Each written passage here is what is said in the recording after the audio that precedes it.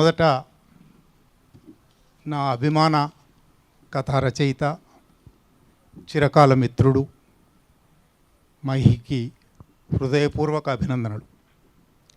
అట్లాగే ఈ చల్లని సాయంకాలం మహి కోసం వచ్చిన మీ అందరికీ నమస్కారం, స్వాగతం. పెద్ద ఉపన్యాసం ఇవ్వబోవడం లేదు. పెద్ద ఉపన్యాసం ఇస్తానని మహి అనుకున్నాడు, మళ్ళీ కూడా చెప్పాడు. కానీ నేను ఇంకా ఈ కథల నుంచి పూర్తిగా 10 కథలు చదివాను. 10 కథల మీద మాట్లాడవలసింది చాలా ఉంది, ప్రతి కథ మీద మాట్లాడవలసింది చాలా ఉంది. కానీ ఇంకా ఆ కథల్లో నుంచి నేను బయటపడ్డాను అనుకోను.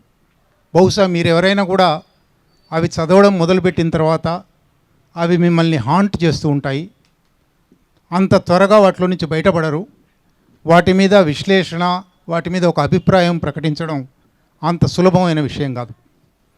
అందువల్ల నేను ఏమనుకున్నానంటే 3 అంశాలుగా ఎక్కువ సమయం తీసుకోకుండానే, ముందు మహి గురించి కొంత మాట్లాడాలి.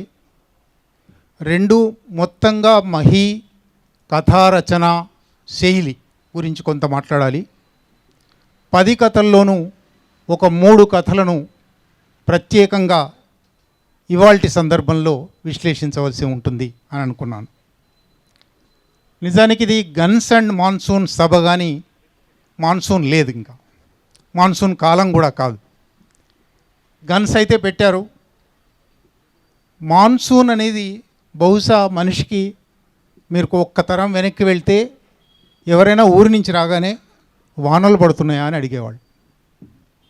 వాన అనేది మనిషికి చాలా ఇష్టమైన, గురజాడ ఎక్కడో రాస్తాడు, చిన్నపిల్లలకు నీళ్ళంటే ఎంత ఇష్టం అని.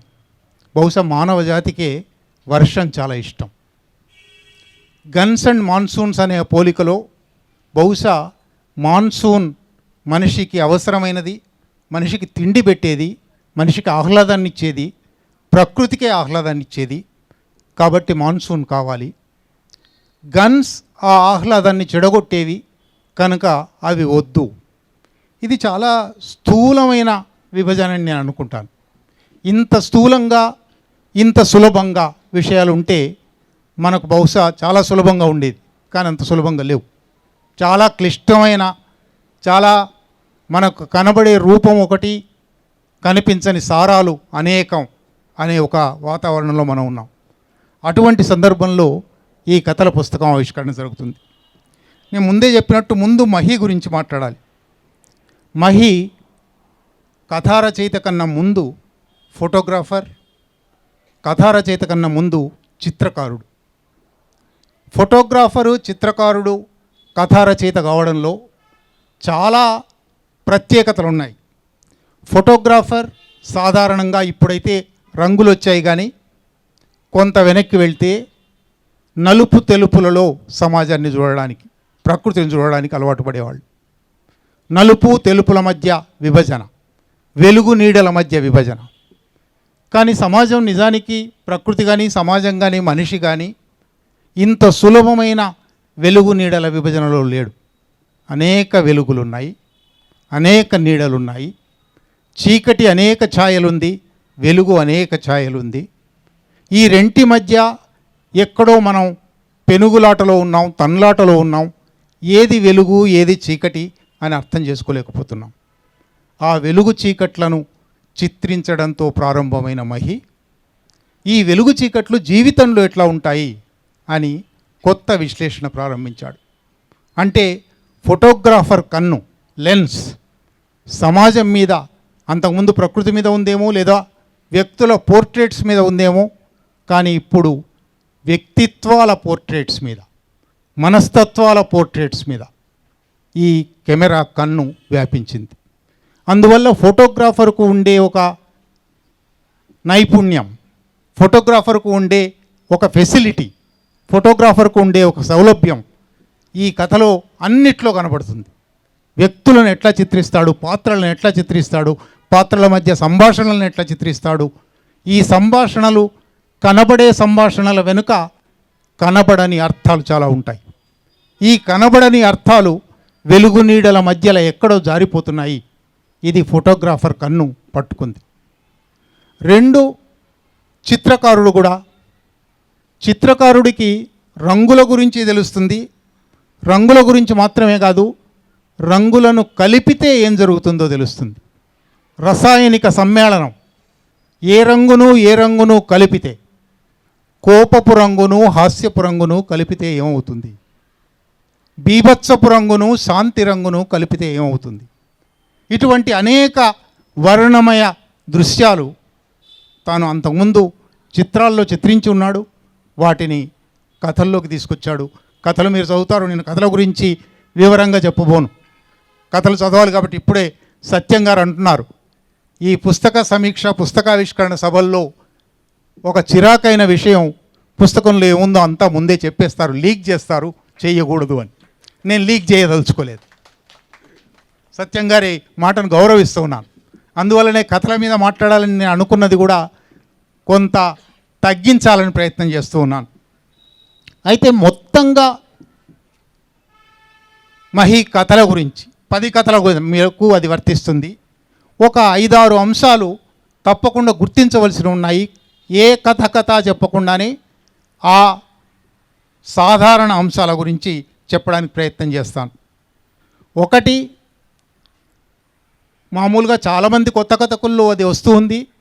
మహి కూడా దాన్ని చాలా సాధన చేశాడు, చాలా విస్తరించాడు, అభివృద్ధి చేశాడు. స్ఫురణ ద్వారా చాలా విషయాలు చెప్పడం. అన్ని అక్షరాల్లోనే చెప్పలేము, అన్ని అక్షరాల్లోనే చెప్పకూడదు. కొంత అక్షరాల మధ్య మౌనం ఉంటుంది. మౌనం మాత్రమే కూడా కాదు, చెప్పని దాని ద్వారా చెప్పకుండా ఉన్నదాని ద్వారా ఒక కొత్త అంశాన్ని పాఠకుల మనసుల్లో సృష్టించగలమా, చిత్రించగలమా. ఇది 10 కథల్లోనూ చాలా చోట్ల వ్యక్తమవుతుంది. కథలన్నీ బహుశా అతిపెద్ద కథ 14-15 పేజీలు, అతి చిన్న కథ 5-6 పేజీలు. కానీ ఆ 14-15 పేజీల కథ బహుశా మీకు ఒక 200-300 పేజీల కథకు సంబంధించిన విస్తృతినిస్తుంది. తను చిత్రకారుడు కాబట్టి బహుశా అది కూడా ఒక పెద్ద క్యాన్వాస్ తీసుకుని, ఆ పెద్ద క్యాన్వాస్ మీద ఒక మూలకు ఒక చిన్న బొమ్మ మాత్రం ఉంటుంది, మిగిలిన క్యాన్వాస్లో ఏమీ ఉండదు. కానీ ఆ చిన్న బొమ్మను చూడడం ద్వారా ఈ క్యాన్వాస్లో ఇదంతా ఉంటుంది, ఇదంతా ఉంది అని పాఠకులు ఊహించగలరు. అది ఈ మొత్తం కథల్లోనూ నాకు కనబడిన ఒక ప్రధానమైన అంశం. రెండో అంశం, అది కూడా ఇతర కథకుల్లో ఉన్నదే కావచ్చు, కానీ మహి దాన్ని అభివృద్ధి చేశాడని నేను అనుకుంటున్నాను. ఇది కథా ప్రక్రియ, వచన ప్రక్రియ అని మనందరికీ తెలిసిందే, కానీ ఇది కవిత్వ వచనం. చాలా వాక్యాలు కవిత్వంగా ఉంటాయి. అది కేవలం కవిత్వ స్ఫురణ మాత్రమే కాదు, వాటిని బహుశా నిలువుగా అచ్చువేస్తే ఇవాళ చాలామంది కవుల కన్నా ఈ కథల పుస్తకం కవిత్వ పుస్తకంగా మనం ప్రచారం చేయొచ్చు. మూడోది నేపథ్య చిత్రణ. దీంట్లో 10 కథలు, 10 భిన్నమైన దృశ్యాలు. ఒకటి నాటక రంగానికి సంబంధించింది, ఒకటి చిత్రకళా రంగానికి సంబంధించింది. నేను ఇది లీక్ చేస్తున్నానేమో తెలియదు, నాకు ఇది లీక్ కాదని అనుకుంటున్నాను. ఒకటి శ్రీలంకలో ఎల్టీటీఈ పోరాటానికి సంబంధించింది. ఇటువంటి భిన్నమైన దృశ్యాలు ఉన్నాయి. కానీ మీరు ఏ కథ చదివినప్పుడైనా ఆ కథ వాతావరణము, ఆ కథ నేపథ్యము, ఆ పాత్రల సంభాషణ, ఆ పాత్రల భాష ఎంత విశ్వసనీయంగా ఉంటాయంటే నేను ఆశ్చర్యపోయాను. శ్రీలంక కథ రాసినప్పటికీ మహి శ్రీలంక వెళ్ళలేదు. కానీ నేను శ్రీలంక వెళ్ళిన తర్వాత ఒక ఊరి నుంచి ఇంకో ఊరికి వెళ్ళే దారి ఏమిటి, ఆ దారిలో ఎట్లా వెళ్ళాలి, అక్కడ ఏముంటాయి కూడా కథలోకి వచ్చింది. ఇంత విశ్వసనీయత, ఇంత సంభవనీయత, ఇది కథకు చాలా చాలా గొప్ప లక్షణం, ఉండవలసిన లక్షణం. కథ ఒక పునఃసృష్టి చేయాలి. పాఠకుల మనసులో కథ ఒక కొత్త ప్రపంచాన్ని సృష్టించగలగాలి, తాము చూడని ప్రపంచాన్ని, తమకు తెలియని ప్రపంచాన్ని. ఆ పని మహి చాలా బాగా చేశాడు. ఎంత సంభవనీయంగా, ఎంత విశ్వసనీయంగా నేపథ్యాలు చిత్రించాడో చెప్పడానికి వీల్లేదు. అట్లాగే ఈ కథల్లో అనేక మిక్స్ అయ్యాయి. ఒక రసాయనిక సమ్మేళనం అంటారు. వాస్తవం ఉంది, ఐంద్రజాలిక వాస్తవికత ఉంది, ఊహ ఉంది, కళ ఉంది, చిత్రకళ ఉంది, ఫోటోగ్రఫీ ఉంది. అంటే ఒక సమస్త కళల సమాహారం అంటారు కదా. ఈ కథల్లో అటువంటి అనేక అంశాల కలయిక పాఠకులకు ఒక గొప్ప పఠనానుభవాన్ని కలిగిస్తుంది, ఒక గొప్ప ఆలోచనను ప్రేరేపింపజేస్తుంది. కొన్ని చాలా మహికే ప్రత్యేకమైన అంశాలు కూడా ఉన్నాయి. కాలాన్ని, దూరాన్ని కాలంలో కొలుస్తాడు, దూరాన్ని కాలంలో కొలుస్తాడు. ఇన్ని మైళ్ళు రాశారు అంటాడు, ఇన్ని మైళ్ళు ఆలోచించారు అంటాడు. అంటే మామూలుగా మనం కాలంలో చెప్పే విషయాలు దూరంలోకి మార్చడం, దూరంలో చెప్పే విషయాలు కాలంలోకి మార్చడం కూడా చేస్తాడు. ఒక చోట తన ముందు మాటలోనే, కథల్లో కాదు, ఒక కథలో ఒక పాత్రతో కూడా అనిపించాడు జీవితం అబ్సర్డ్ అని. తాను ముందు మాటలో కూడా నేను జీవితం అబ్సర్డ్ అని నమ్ముతాను అన్నాడు. చాలా చర్చ ఉంది. థియేటర్ ఆఫ్ అబ్సర్డ్ వచ్చిన తర్వాత, అబ్సర్డ్ సాహిత్యం వచ్చిన తర్వాత చాలా చర్చ జరిగింది.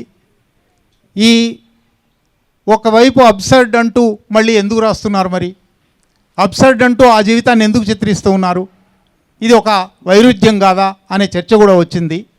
ఆ చర్చకు చాలా సమాధానాలు కూడా వచ్చాయి. బహుశా ఉన్న అబ్సర్డిటీని రద్దు చేయడం కోసమే రచయితలు, సృజనకర్తలు ఆ అబ్సర్డిటీని చిత్రిస్తారేమో అని, తాను అందుకే ఆ పని చేశాడు అని వెంకట్ తన ముందు మాటలో అన్నాడు. అందువల్ల తాను జీవితం అబ్సర్డ్ అని అనుకుంటున్నాను అని వాచ్యంగా చెప్పినప్పటికీ, ఒక పాత్ర చేత అనిపించినప్పటికీ ఇవి అబ్సర్డ్ కథలు కావు, అర్ధరాహిత్య కథలు కావు. అర్ధరాహిత్యం మన చుట్టూ కనబడుతూ ఉన్నది, కానీ జీవితానికి అర్థం ఉండాలి కదా అనే ఒక అన్వేషణ కథలు అనుకుంటారు.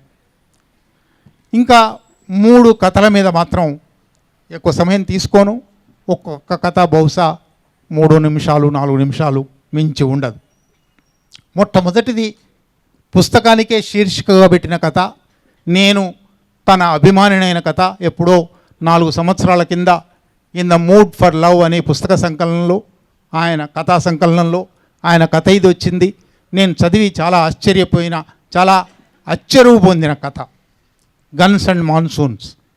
ఇది శ్రీలంకలో ఎల్టీటీఈ ఉద్యమ నేపథ్యంలో రాసిన కథ. ఎల్టీటీఈ ఉద్యమం అనగానే మీ అందరికీ కొత్తగా నేను చెప్పనక్కర్లేదు. బాంబులు, తుపాకులు, మందుపాతరలు, హింస ఇవే కనబడతాయి. రాజ్యపు అన్ని అంగాలు ప్రపంచవ్యాప్తంగా ప్రశ్నించే వారిని, తిరుగుబాటుదారులను హింసావాదులు అని ముద్ర కొడతాయి. తుపాకులు మాత్రమే చూపెడతాయి. ఇక్కడ కూడా స్టేజ్ మీద తుపాకులే పెట్టారు, కానీ ఈ తుపాకులు ఎందుకోసము? ప్రారంభంలోనే చెప్పాను నేను, తుపాకీ పట్టుకునే వాళ్ళు అందరూ ఒకరు కారు. ఆధిపత్యం కోసం తుపాకీ పట్టేవాళ్ళు ఉంటారు, అణచివేత కోసం తుపాకీ పట్టేవాళ్ళు ఉంటారు, సమాజ సంపదలన్నీ నాకే కావాలి అని తుపాకీ పట్టేవాళ్ళు ఉంటారు, అణచివేతను ధిక్కరించడానికి తుపాకీ పట్టేవాళ్ళు ఉంటారు, అణచివేతను రద్దు చేయడానికి తుపాకీ పట్టేవాళ్ళు ఉంటారు, సమస్త సంపద సమస్త మానవులకు చెందాలి అని ఆ కళ సాధించడం కోసం తుపాకులు పట్టేవాళ్ళు ఉంటారు. కనుక తుపాకీ కాదా, హింస అహింస అనేది చర్చ కాదు. ఇవాళ సమాజంలో చాలా వరకు ఆ చర్చ జరుగుతూ ఉన్నది. ఆ చర్చ తప్పుడు చర్చ అని నేను అనుకుంటాను. జరగవలసిన చర్చ న్యాయాన్యాయాల చర్చ. జరగవలసిన చర్చ ఇది న్యాయమా అన్యాయమా అని, ఇది హింస అహింస అని కాదు. హింస పేరుతో అన్యాయం చెలరేగుతున్నప్పుడు ప్రతి హింస తప్పదు. కాళోజీ 100 సార్లు చెప్పాడు, హిరణ్యకశిపుడిది హింస, నరసింహ స్వామిది ప్రతిహింస, ప్రతిహింసను సమర్థిస్తాను.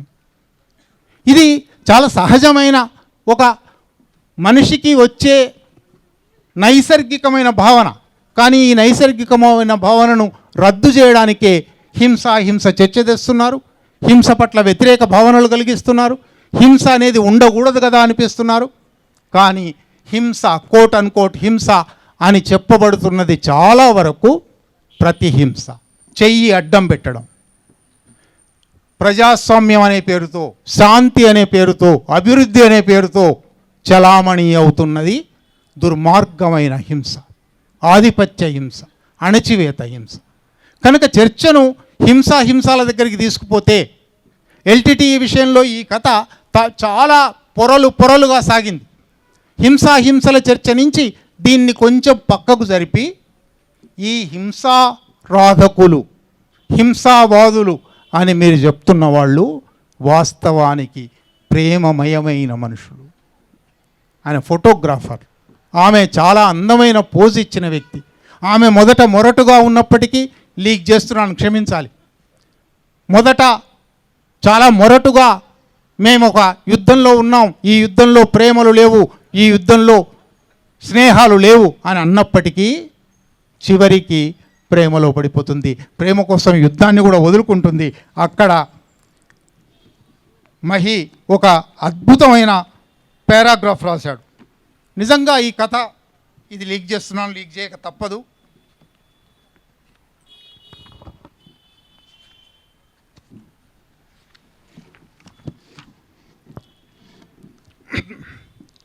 ఇక అప్పటి నుండి నేనుగానే ఉంటూ వచ్చాను. నా జాతి కోసం, శాంతి కోసం ఉద్యమాన్ని వదిలిపెట్టాను. ప్రేమను పంచాలని, ప్రేమను పెంచాలని, ఈ నేలపై శాంతి జెండా ఎగురవేయాలని నా ప్రయత్నం అని ఆమె ఉద్యమం నుంచి బయటకు వచ్చింది అని మహి రాశాడు. అయితే ఇక్కడ నాకు వచ్చిన ప్రశ్న, శాంతి ప్రేమల మధ్య ఈ వైరుధ్యం పెట్టినప్పుడు ఈ ప్రేమ అనేది, శాంతి అనేది విజయం తర్వాత వస్తుందా, వైఫల్యం వల్ల వస్తుందా, మార్గంలోనే వస్తుందా? నేను మార్గంలోనే వస్తుంది అనుకుంటున్నాను. మహి బహుశా వైఫల్యం వల్ల వచ్చింది అని ఈ కథలో చిత్రించాడు, విజయం వల్ల వస్తుంది అని కూడా అనుకోవచ్చు. కనుక ఇది ఒక చర్చను ప్రేరేపిస్తుంది. ఒక చోట ముగించాలని కూడా నేను అనడం లేదు, కానీ కావలసింది ప్రేమ అనే దాంట్లో సందేహం లేదు. ఈ ప్రేమ కోసమే కోట్ అన్ కోట్ హింస సాగుతున్నది, కోట్ అన్ కోట్ యుద్ధం సాగుతున్నది, యుద్ధం అవతల నుంచి రుద్దబడింది, ప్రతి యుద్ధం జరుగుతున్నది. ఇటువంటి అనేకమైన ఆలోచనలకు ఆస్కారం ఇచ్చేది. ఈ యుద్ధం ఎందుకు జరుగుతుందో కూడా ఆమె ఒక మాట చెప్తుంది. I can understand your struggle. ఆయన ఒక మాట చెప్తాడు, I can understand your struggle, కానీ ఈ యుద్ధంలో అందరూ చనిపోతారు, చివరికి మిగిలేది శవాలు, శ్మశానాలే. అప్పుడు ఈ యుద్ధంలో ఎవరు గెలిస్తే ఏం లాభం? యుద్ధంలో ఎవరు గెలిస్తే అనే ఒక మాట ఉందంటేనే అన్ని శవాలు కాదని అర్థం, కొందరు ఉన్నారనే అర్థం. ఈ కొందరు కలలుగనేవాళ్ళ, డ్రీమర్స్ అని చెప్పి ఉన్నారు. డ్రీమర్సా లేక అప్రెసర్సా? ఇది చర్చ. ఆ చర్చ చేసి ఉండవలసింది. రెండో కథ చాలా అవసరమైన కథ ఇవాళ. నిజానికి ఈ కథల్లో 10 కథల్లో బహుశా 2, 3 మాత్రమే ఇదివరకు అచ్చయినాయి. మిగిలినవన్నీ ఈ పుస్తకం కోసమే కొత్తగా రాశాడని చెప్తున్నారు. ఈ కథ కూడా నేను ఇంతకుముందు చదవలేదు కాబట్టి, ఈ పుస్తకంలోనే మొదలు చదివాను కాబట్టి ఇదివరకు బహుశా దీనికోసమే రాసింది కావచ్చు. ఎకోస్ ఆఫ్ మెలాంకోలీ అంటాడు, విషాదపు ప్రతిధ్వనులు. ఏమిటి విషాదపు ప్రతిధ్వనులు? మహి 10 కథల్లో 6 కథలకు ఏమో దాదాపు ఇంగ్లీష్ పేర్లే పెట్టాడు. ఈ మెలాంకలి అనే మాటకు ఉన్న విశాల అర్థం మనకు విషాదం అనే ఒక్క మాటలో లేదు. ఈ విషాద స్మృతుల ప్రకంపనలు, ప్రతిధ్వనులు ఎక్కడి నుంచి వచ్చాయి? ఏమిటివి? మీరా అని ఒక పాత్రను సృష్టించాడు, చిత్రకారుడి పాత్ర. మీరు చదవడం ప్రారంభించగానే అర్థమైపోతుంది. గుర్రాల చిత్రకారుడు ఆయన. గుర్రాలను అత్యద్భుతంగా, చాలా శక్తివంతంగా చిత్రించిన చిత్రకారుడు ఎంఎఫ్ హుస్సేన్. ఎంఎఫ్ హుస్సేన్ మీద ఎంత వివాదం ఉందో మీ అందరికీ తెలుసు. ఎంఎఫ్ హుస్సేన్ కాళ్లకు చెప్పులు లేకుండా తిరిగేవాడు, ఇరానీ హోటల్లో మన సికింద్రాబాద్ గార్డెన్ కేఫ్లో కూర్చునేవాడు. ఇటువంటి అనేక లెజెండ్స్ ఉన్నాయి. ఈ లెజెండ్స్ అన్నీ కథలోకి కూడా వచ్చాయి. కనుక ఇది ఎంఎఫ్ హుస్సేన్ కథ.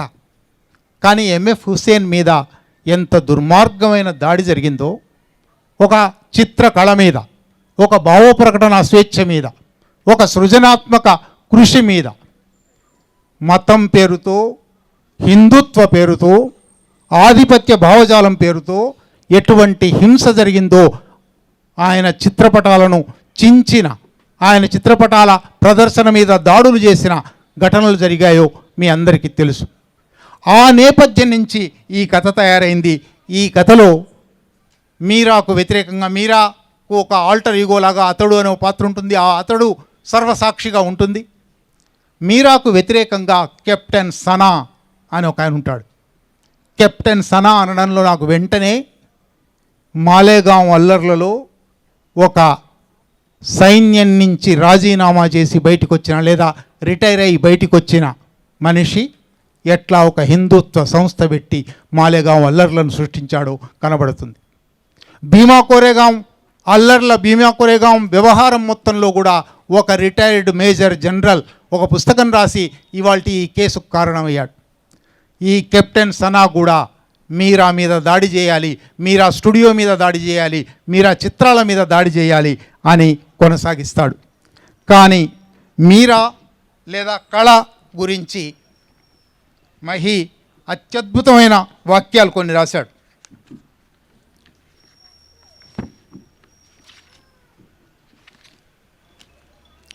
నేను ఆర్ట్ ఎప్పుడూ మెచ్చుకోళ్ల వ్యవహారం కాదు, అది ఒక ప్రకటన. నేను ఇక్కడ ఉన్నానంటే నేను ఒక్కడినే కాదు, నేను సమూహం నుండి వచ్చిన వాడిని, నేను సమూహంలో ఒకడిని. నా ఆర్ట్ ఏదైనా నా సొంతం కాదు, సమూహపు గాయాల్ని నేను రికార్డ్ చేస్తున్నా. కానీ ఆ చిత్రకళ ధ్వంసం అయిపోయింది. మీ అందరికీ తెలుసు, ఎంఎఫ్ హుస్సేన్ కూడా భారత పౌరసత్వం వదులుకొని విదేశీ పౌరసత్వం తీసుకోవాల్సి వచ్చింది. విదేశీ పౌరుడుగానే చనిపోయాడు. ఇక్కడ కూడా మీరాను చంపడానికి హత్యా ప్రయత్నం చేస్తారు.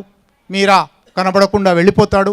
ఆయన చిత్రకళా గ్యాలరీని మొత్తం కూల్చేస్తారు. కూల్చేసి అక్కడ ఇంకేదో కట్టడానికి ప్రయత్నం చేస్తారు. ఆయన గుర్రాలన్నిటినీ ఒక గోతిలో బంధిస్తారు. ఇంత చేసిన ఈ ఎండ్లో నిజానికి మహి నైపుణ్యం అక్కడ ఉందని నేను అనుకుంటాను. ఈ మీరా అంతాన్ని ఇట్లా చూపెడుతూనే కెప్టెన్ సనా కూడా పిచ్చివాడైపోయి తన పిచ్చికి చికిత్స చేసుకుంటూ, ఆ పిచ్చి కుదరక తనకు చాలా ఇష్టమైన కుక్క ఉంటుంది, తన పిస్టల్ తీసి కుక్కను పేల్చేసి తాను పేల్చుకుంటాడు. బహుశా ఇక్కడ యుద్ధంలో ఆధిపత్య శక్తులు కూడా ఆత్మహత్య చేసుకోక తప్పని స్థితి. హిట్లర్ ఆత్మహత్య చేసుకున్నాడు.